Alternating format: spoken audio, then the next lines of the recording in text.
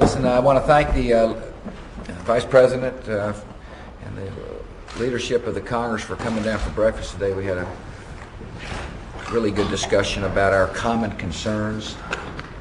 The leadership is committed to moving important legislation forward, legislation that will help expand our job base. We talked about the energy bill, we talked about terrorism insurance, we talked about the defense appropriations, we talked about the appropriations process, and but we also talked about Iraq. We talked about the fact that Saddam Hussein has stiffed the United Nations for 11 long years, and that once again he said, made some kind of statement trying to take the pressure off of himself. This statement about unconditional inspections was something he's made in the past. He deceives, he delays, he denies.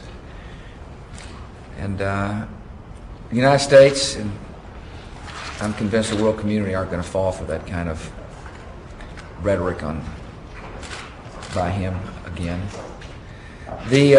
We talked about a resolution out of Congress and how it's important for us to work with Congress to pass a strong resolution.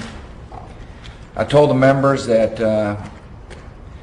that within the next couple of days, this administration will develop language that we think is necessary, and we look forward to working with both Republicans and Democrats to get a resolution passed. I want to thank the leadership for its commitment to get a resolution done before members go home for the election break. I think it's an important signal. It's an important signal for the country, but as importantly, it's an important signal for the world to see that this country is united in our resolve to deal with threats that we face. And so, thank you all for coming. Take a couple of questions. Kyle. Like it or not, is it accurate to say that Saddam's latest move has made the Allies go wobbly and dying? Do what now? Does Saddam's latest move help make the Allies go wobbly on it? All they got to do is look at the record.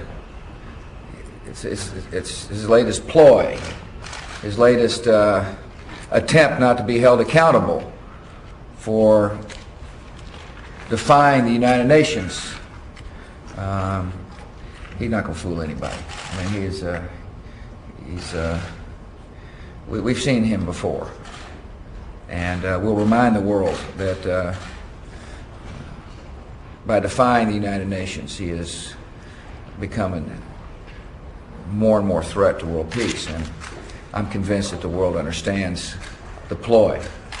And one of the jobs the United States has is to remind people about not only the threat, but the fact that his defiance has weakened the United Nations. And the United Nations, in order for the world to be a more peaceful place, must rise up and deal with this threat and hold him to account. And that's what we expect out of the Security Council. Dave. Mr. President, to follow on Ron's question, do you think that you'll be able to persuade France and Russia to go along with us on whatever it is you and the Congress decide to do? And frankly, sir, is that necessary? Are you prepared to go it alone without Congress? Well, listen, we're speculating about what nations are going to do. I'm convinced that that when we continue to make the case about his defiance, his deception, the fact that time and time again, dozens of times, he has told the world, "Oh, I will comply," and he never does.